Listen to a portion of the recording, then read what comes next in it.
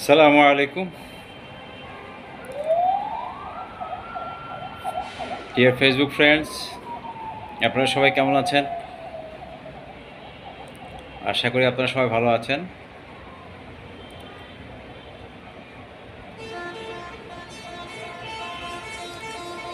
জাতীয় সঙ্গীত নিয়ে সাম্প্রতিক সময়ে আমাদের দেশে ব্যাপক আলোচনা হচ্ছে। জাতীয় সঙ্গীত প্রথম ব্যাপার সেটা হলো, আমি ইসলামের আলোকে, আমি যেহেতু একজন মুসলিম, আমি ইসলামের আলোকেই বলবো।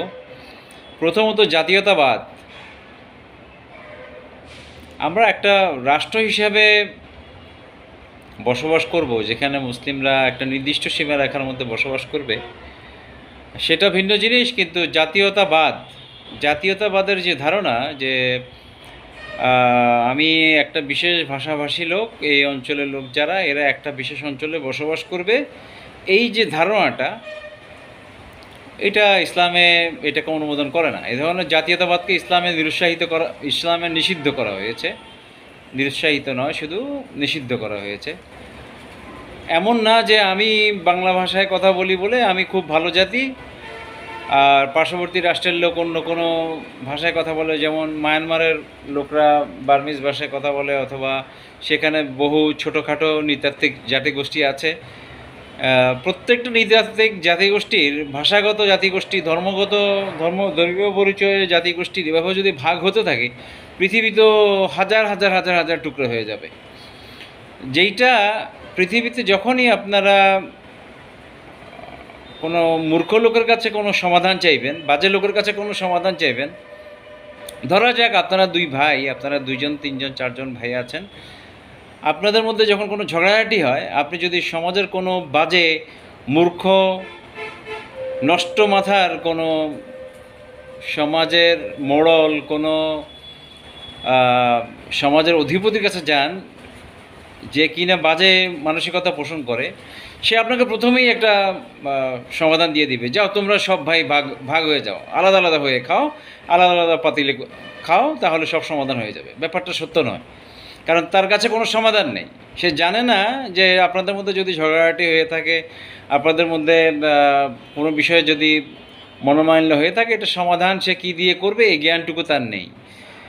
আর থাকলেও যদি সে কোরআনের আলোকে সে জ্ঞানটুকু তার থেকেও থাকে, সে আপনাকে বলবে না, কারণ তার মধ্যে দুষ্টামি আছে। সে চায় মানুষকে ভাগ করে খেতে, ডিভাইড অ্যান্ড রুল করে খেতে আর কি।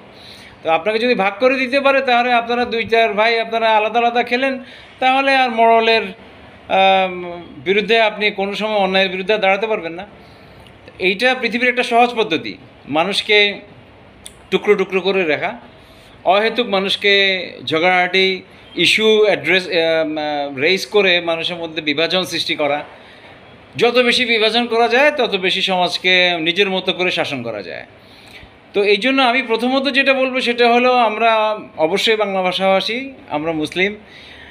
জাতীয়তাবাদকে আমরা বাংলাদেশে এই রাষ্ট্র হিসেবে আমরা বাংলাদেশি মুসলিম, তো এইটা জাতীয়তাবাদকে এত গভীরভাবে দেখার কোনো প্রয়োজন নেই। এটা হলো প্রথম ব্যাপার, কারণ এটা ইসলামে নিষিদ্ধ। দ্বিতীয়ত,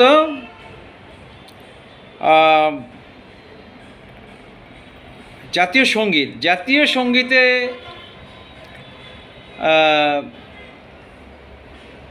জাতীয় সঙ্গীতের যে কথাগুলো, এই কথাগুলোর মধ্যে যদি ঈশ্বর ভক্তির কোনো বিষয় থাকে, রবীন্দ্রনাথ লিখেছেন, এতে যদি হিন্দু ধর্মাবলম্বী যারা, ওনাদের ঈশ্বর ভক্তির, ওনাদের ভগবান ভক্তির কোনো বিষয় যদি এতে সম্পৃক্ত থাকে, কোনো একটা শব্দও যদি থাকে, তাহলে এটা মুসলিমদের জন্য হারাম।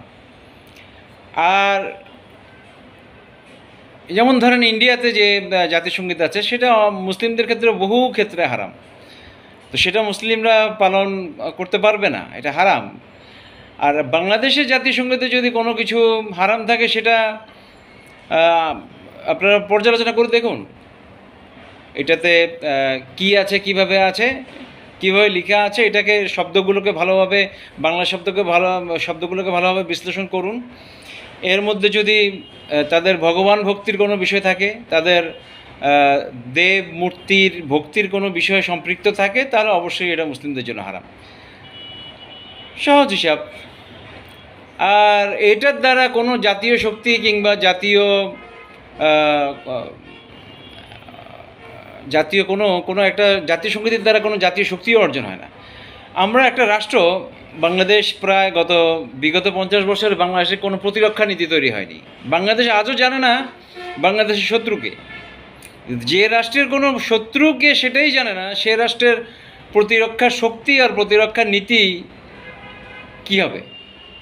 তো আজকে 2024 সালে এসে বাংলাদেশ বুঝতে পেরেছে ভারত যে বাংলাদেশের শত্রু, বাংলাদেশের একটা প্রতিরক্ষা নীতি তৈরি হওয়ার পটভূমি তৈরি হয়েছে। তো বাংলাদেশকে বুঝতে হবে যে অবশ্যই ভারত প্রকাশ্যে প্রত্যক্ষ পরোক্ষভাবে বাংলাদেশের শত্রুদের মদদ দিয়ে যাচ্ছে এবং বাংলাদেশে ক্ষতি করছে, বাংলাদেশকে সামরিকভাবে ক্ষতিগ্রস্ত করছে। বাংলাদেশকে তারা এখন পানিকেও তাদের সামরিক পরিকল্পনার অংশ হিসেবে ব্যবহার করছে, তাদের নদীগুলোকে বাংলাদেশের মানুষের বিরুদ্ধে ব্যবহার করছে। তাদের সমর্থন দেয়া একটা ডাকাত গোষ্ঠী, একটা ডাকাত দল, যাদের বেশিরভাগ লোকগুলোই এদেশের মানুষের সম্পদকে লুট করে নিয়েছে, ভারত তাদেরকে সমর্থন যোগাচ্ছে, তাদেরকে সাহায্য সহযোগিতা করছে, তাদেরকে লজিস্টিক সাপোর্ট দিচ্ছে। তো অতএব জাতীয় সঙ্গীতের নিয়ে এত বাড়াবাড়ি করার তো কোনো সুযোগই নেই, কোনোভাবেই নেই। আর এটা যদি হিন্দু ধর্মাবলম্বী তারা তাদের ধর্মভক্তির সাথে সম্পৃক্ত থাকে, এটা তাদের বিষয়, তারা প্র্যাকটিস করবে, এটা তাদের বিষয়। কিন্তু এটা মুসলিমরা করবে না, এটা মুসলিমরা করতে পারবে না, মুসলিমদের জন্য হারাম। পাকিস্তানে জাতীয় সঙ্গীতে যদি কোনো কিছু ইসলামের ভক্তির সাথে আল্লাহ তাআলার ভক্তির সাথে সম্পৃক্ত থাকে, তাহলে সেটা পাকিস্তানের অন্যান্য ধর্মাবলম্বী যারা, তাদের জন্য সেটা অনুচিত, সেটা তারা করবে না, কারণ সেটা তারা করতে গেলে তাদের উপর জোরপূর্বক করে দেওয়া হবে। সুতরাং আপনার জাতীয় সঙ্গীত ব্যাপারটাই একটা বিতর্কিত বিষয়। আর এগুলো রিসেন্টলি আসা পৃথিবীতে কিছু নতুন নতুন বিষয়, সবসময় এগুলো অ্যাড করা হয়েছে, এগুলোকে দেখানো হয়েছে অনেক কিছু, আসলে ব্যাপারগুলো কিছুই না। এগুলো না হলে একটা কি হবে, এগুলো না হলে একটা রাষ্ট্রের কি হবে? পৃথিবীর বিভিন্ন রাষ্ট্র জাতীয় সঙ্গীত থাকা সত্ত্বেও, ওই রাষ্ট্র একটা ডিফেন্স পলিসি থাকা সত্ত্বে, সব কিছু থাকার পরেও, স্টেটহুডের যা যা থাকে, একটা ন্যাশনাল স্টেটের যা যা থাকে, সব কিছু থাকার পরেও তো রাষ্ট্র অধিনায়ক যারা, তারা রাষ্ট্রকে বিক্রি করে দিচ্ছে, তারা যাবতীয় বেইমানি করছে, দেশের মানুষের সাথে বেইমানি করছে, সব কিছুই করছে, সব কিছুই হচ্ছে। কত শত শত রাষ্ট্র পৃথিবীতে গত 150-200 বছরে পৃথিবীতে ডিফল্ট করলো, এরা ডিফেক্ট করলো, অন্য রাষ্ট্রের কাছে নিজেকে তুলে দিল, বিক্রি করে দিল, এগুলো তো হচ্ছে। তো এইসব নিয়ে তো বাড়াবাড়ি করার কোনো সুযোগই নেই। পৃথিবীর যেসব লোকগুলো এই ধরনের কথাবার্তা বলে, আপনি কি মনে করেন তারা খুব সৎ? সেই জাতীয় সঙ্গীতের জন্য সম্মান, তারপরে আগুনের সামনে দাঁড়িয়ে স্যালুট করা, এইটাকে বা সম্মান জানানো, এই লোকগুলো খুব সৎ? এই লোকগুলো যদি সৎই হয়, যারা বাংলাদেশে সবচেয়ে বেশি প্র্যাকটিস করেছে এই জিনিসগুলো গত 1-1.5-2 দশক ধরে, তারাই তো দেশকে সবচেয়ে বেশি লুণ্ঠন করেছে, তারাই তো এই দেশকে সবচেয়ে বেশি লুটে খেয়েছে। তো ডাকাতরা যা কিছু করে, তা যে একটা জাতির জন্য কল্যাণকর হবে, আমরা চিন্তা কীভাবে করি? এটা নিয়ে তো বাড়াবাড়ি, এটা নিয়ে কোনো মানুষের সততা যাচাইয়ের কোনো মাপকাঠি না এটা। বরং আমরা দেখতে পাচ্ছি যারা এগুলোকে সবচেয়ে বেশি প্র্যাকটিস করেছে, এইটাকে পূজা করো, সেটাকে পূজা করো, ওইটার সামনে স্যালুট করো, ওইটার সামনে ফুল দাও, তারাই সবচেয়ে বড় চোর দেশের, তারাই সবচেয়ে বড় ডাকাত বাংলাদেশে। এটা তো প্রমাণিত, পৃথিবীর সব জায়গাতে এগুলো প্রমাণিত হচ্ছে। তারা চুরি ডাকাতিগুলো ঢাকার জন্য অনেক কিছু মানুষকে দেখায়, যেন দেশভক্ত এবং সততায় তার অন্তর ভরপুর, কিন্তু সে তো চোর ডাকাতের বাবা সে। তো যেহেতু আমরা সহজেই বলবো, যেহেতু এটা ধর্মীয় ভক্তির সাথে সম্পৃক্ত বিষয়, যদি এর সাথে ধর্মীয় ভক্তি সম্পৃক্ততা থাকে, সৃষ্টিকর্তার অস্তিত্ব থাকে এই গানগুলোর মধ্যে, তাহলে যেই সৃষ্টিকর্তার সাথে সম্পৃক্ত তারা এটা প্র্যাকটিস করবে। কিন্তু আমি মুসলিম, আমার সৃষ্টিকর্তার সাথে সম্পৃক্ত না থাকলে এটা আমি অনুসরণ করতে পারবো না, সহজ ব্যাপার। আরেকটা ইস্যু নিয়ে রিসেন্টলি আমরা খুব বেশি আমাদের দেশে আলোচনা চলছে মোটামুটি। দুর্ভাগ্যজনকভাবে আমি অবাক হই যে আমাদের দেশে যারা পাশ্চাত্যের রাষ্ট্রগুলোতে থাকে, পশ্চিমা রাষ্ট্রগুলোতে যারা আছে, স্পেশালি ধরুন Canada, America, Germany, France, Italy, England, এই সকল রাষ্ট্রগুলোতে যারা বসবাস করছে তারা তো জানার কথা যে এলজিবিটির যে ব্যাপারগুলা অথবা ট্রান্সজেন্ডার যে ব্যাপারগুলা, এই ব্যাপারগুলো নিয়ে ট্রান্সজেন্ডার যেটা সেটা একদম রিসেন্ট, কারণ এটার সাথে সায়েন্স সরাসরি জড়িত। এই ক্ষেত্রে তারা অনেক ক্ষেত্রে অপারেশন করছে, তারা অনেকে আপনার মানে জেন্ডার চেঞ্জ করার জন্য অপারেশন করছে, এটার সাথে সরাসরি আপনার মেডিকেল সায়েন্স জড়িত আছে। এটা একটু লেটেস্ট বিষয়, কিন্তু আপনার গে লেসবিয়ানিজম অথবা হোমোসেক্সুয়ালিটি এগুলো পশ্চিমা সমাজের অনেক পুরাতন ব্যাপার, এবং এগুলো তাদের পশ্চিমা সমাজের লোকরাই পৃথিবীর বহু পশ্চিমা রাষ্ট্রে এগুলোকে ছুঁড়ে ফেলে দিয়েছে। পশ্চিমাদের দুইটা কালচার আছে, তাদের সোসাইটিতে দুইটা কালচার আছে, একটা তাদের অ্যানসেস্টরদের, একটা ক্রিশ্চিয়ানিটি। এর একটা বড় অংশের লোক বেশিরভাগই হলো আল্ট্রাসেকুলার, সোশ্যালিস্ট, একটা বড় অংশের লোক কমিউনিস্ট। কারণ পশ্চিমারা যখনই তাদের হাতে টাকা পয়সা থাকে না এবং তাদের মধ্যে যারাই ধনী হতে পারে না অথবা ধনী হওয়ার সুযোগ নেই বিভিন্ন ক্ষেত্রে, তারা নিজেদেরকে কমিউনিস্টে পরিণত করে ফেলে অথবা কমিউনিস্ট হিসেবে নিজেদেরকে পরিচয় দিতে পছন্দ করে। পক্ষান্তরে যারা টাকা পয়সা সেখানে করতে পারে পশ্চিমা সমাজে, তারা নিজেদেরকে ক্যাপিটালিস্ট হিসেবে পরিচয় দিতে পছন্দ করে। তো পশ্চিমা সমাজের আপনি 99% লোককে কোনো ধর্মই প্র্যাকটিস করতে পারবেন না। ওদের চার্চে কয়জন যায়? অথবা তাদের সেখানে গে লেসবিয়ানিজম অথবা এই জাতীয় বিষয়গুলো কয়জন প্র্যাকটিস করে? আপনি স্বাভাবিক জীবনযাপনই সায়েন্টিফিকলি মানুষের ন্যাচারালি যে সকল সেক্সুয়াল ওরিয়েন্টেশন পৃথিবীতে আছে সেগুলোতেই মানুষ অভ্যস্ত বেশিরভাগ ক্ষেত্রেই।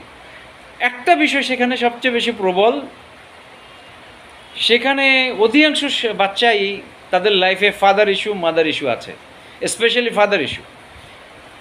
আপনি 99% কেসই আপনি তাদের ফাদার ইস্যু আছে তাদের লাইফে, প্যারেন্টাল ইস্যু তাদের মারাত্মক তাদের লাইফে।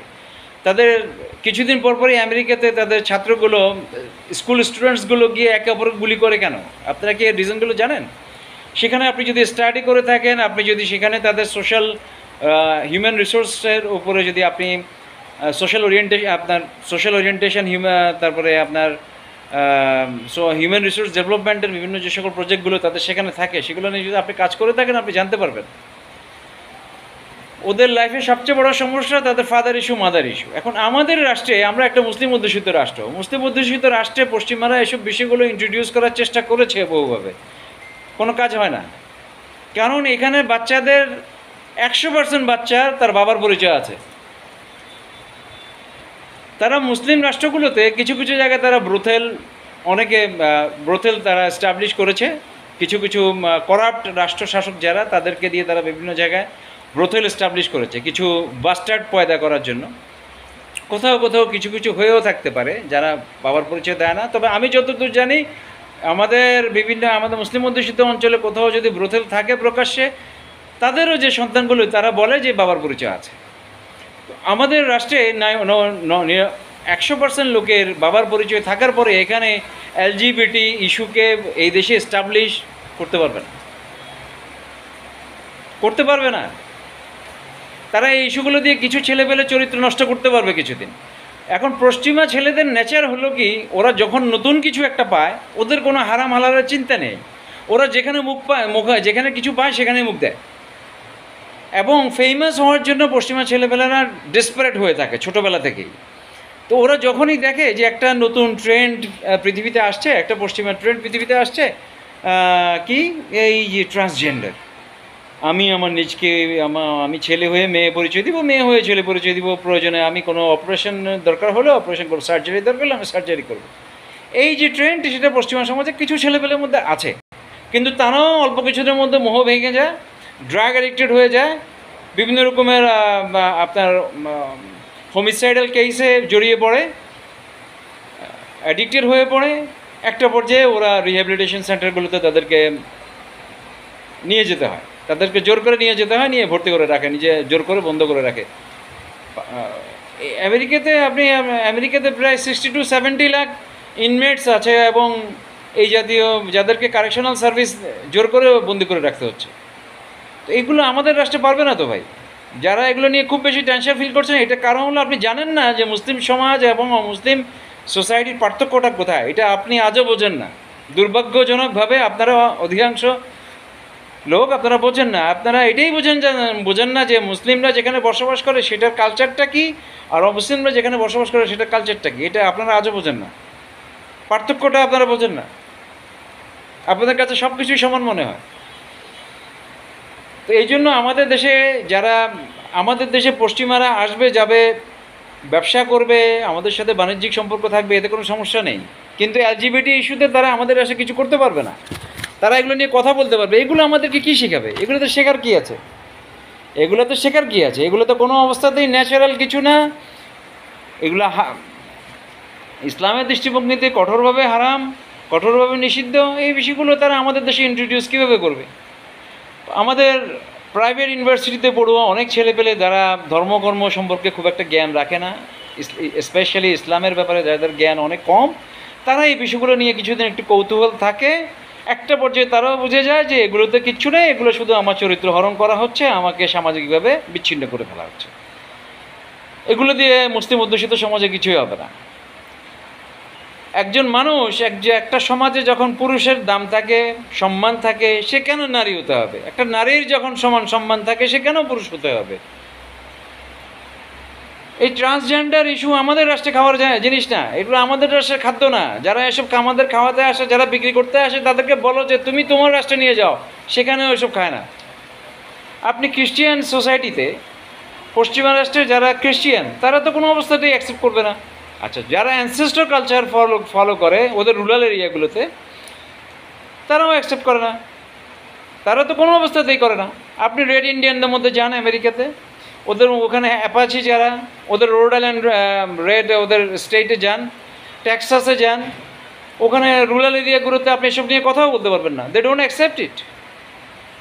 এগুলো শুধু কিছু আরবান এরিয়াতে, সাবারবান এরিয়াতে, নিউ ইয়র্ক সিটিতে, ওয়াশিংটনে, 2-4টা, সান ফ্রান্সিসকোতে, লাস ভেগাসে, 2-4টা জায়গাতে যেখানে ক্যাসিনো ট্যাসিনো আছে, ওখানে মদের বার বেশি, মানুষের আড্ডা বেশি, গোটা ওয়ার্ল্ড থেকে মানুষ চিল করতে আসে, মানুষ টাকা পয়সা ব্যয় করে হারাম কর্মকাণ্ডে ব্যবহার করতে আসে, ক্যাসিনো খেলতে আসে। আপনার দুনিয়ার যত স্ট্রিপটিজ ক্লাবে যাচ্ছে, দুনিয়ার যত রকমের অনৈতিকতা সব কিছু আছে, সেখানে আপনি যান, সেখানে ওরা এসব নিয়ে কথাবার্তা বলে। সেখানকার কিছু লোক এসব নিয়ে মাতামাতি করে, বাকি লোক না। তো আমাদের অঞ্চলে একটা নতুন ইস্যু বলে, একটা নতুন শব্দ বলে এটা নিয়ে কেউ মেতে উঠতে হবে, এটা নিয়ে আমাকে খুব চিন্তা করতে হবে না, এমন কিছু না।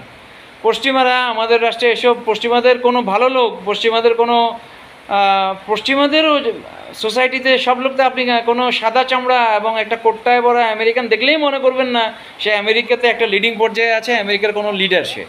এটা আপনাকে আমাকে ভাবলে চলবে না। ওই রাষ্ট্রে সবাই সুটেড বুটেড টাইট ফিট কাপড় চোপড় পরে সবাই ফিটফাট চলে। বেশিরভাগ লোকই পরিচ্ছন্ন চলা, নিট অ্যান্ড গ্রিটি তারা চলে, নিটি গ্রিটি সবাই চলাফেরা উভয়ই চলে ওদের রাষ্ট্রের লোক। নিট অ্যান্ড টিডি সবাই ওভাবে চলে। তো ওইটা ভিন্ন ভিন্ন জিনিস। আপনি আর আমি আমাকে ওভাবে চিন্তা করলে হবে না যে আমাদের দেশে ওদের এই ইস্যুগুলোকে নিয়ে আমাদেরকে রাষ্ট্রকে খুব চিন্তা করতে হবে না। আমাদের রাষ্ট্রকে আমাদের কাজ করতে হবে, ওদেরকে বলতে হবে এইসব ইস্যু নিয়ে আমাদের রাষ্ট্রে কথা বলবো না। You know we are Muslims, we don't accept it, our society does not accept it, that's it, this is our freedom.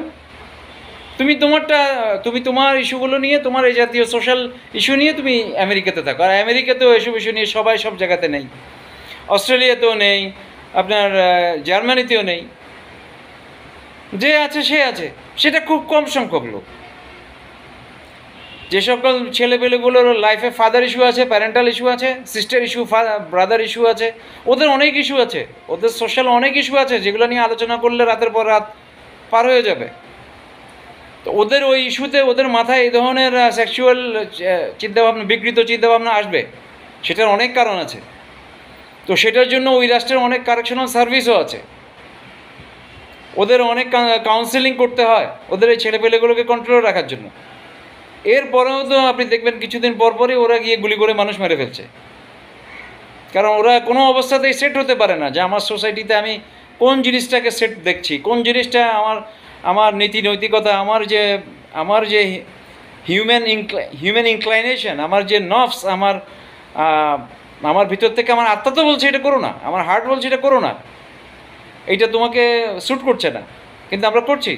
তো ওই জিনিসগুলো যখনই ওরা ম্যাচ করতে পারে না তখনই ওরা গিয়ে কিলিং চালায়।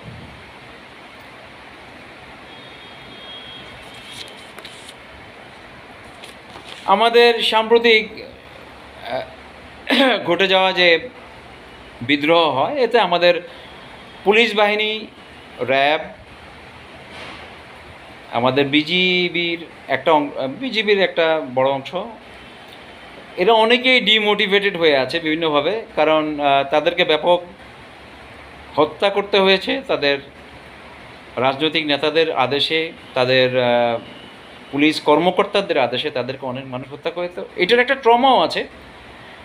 এই ট্রমাটায় আমেরিকান সোলজাররা ইরাক থেকে, আফগানিস্তান থেকে যখন ওরা রিটার্ন করেছে, ওদের বেশিরভাগই পিটিএসটিতে, পোস্ট ট্রমাটিক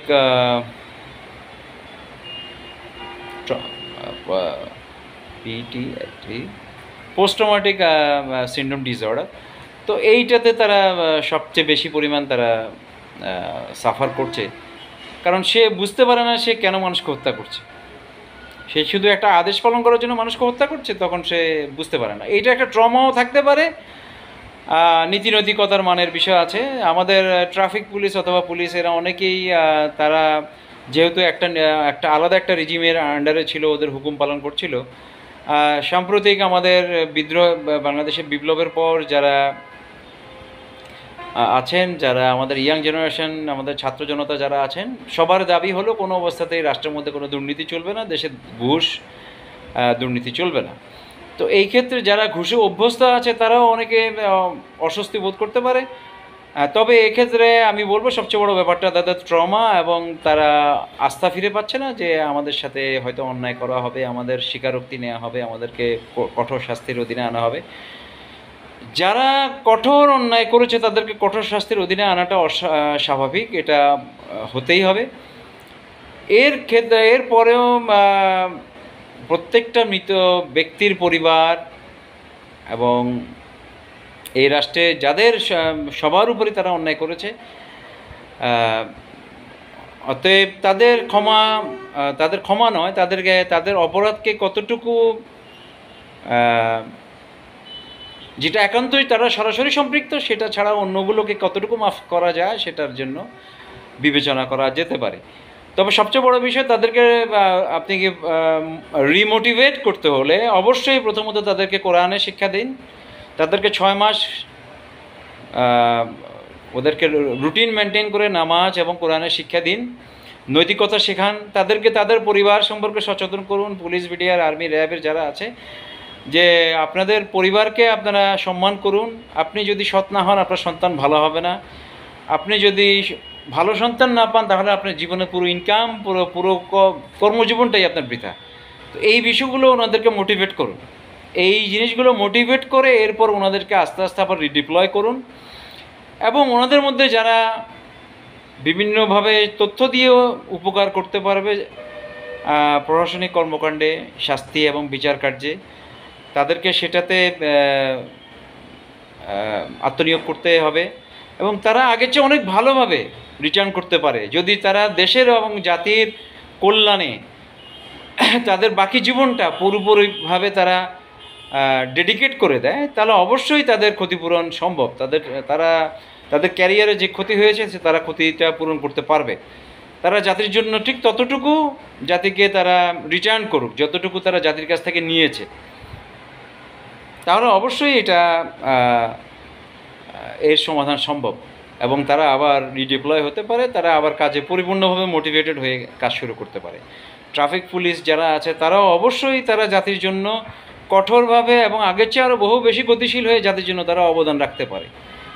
এই দেশের মানুষ ট্রাফিক জ্যামে জর্জরিত হয়ে গেছে। আপনারা মানুষকে একটা ভালো ট্রাফিক সিস্টেম দেখান, আপনারা ঘুষ খাবেন না, আপনাদের সন্তান সন্ততি পরিবারকে আপনারা সম্মান করুন, আল্লাহকে ভয় পান।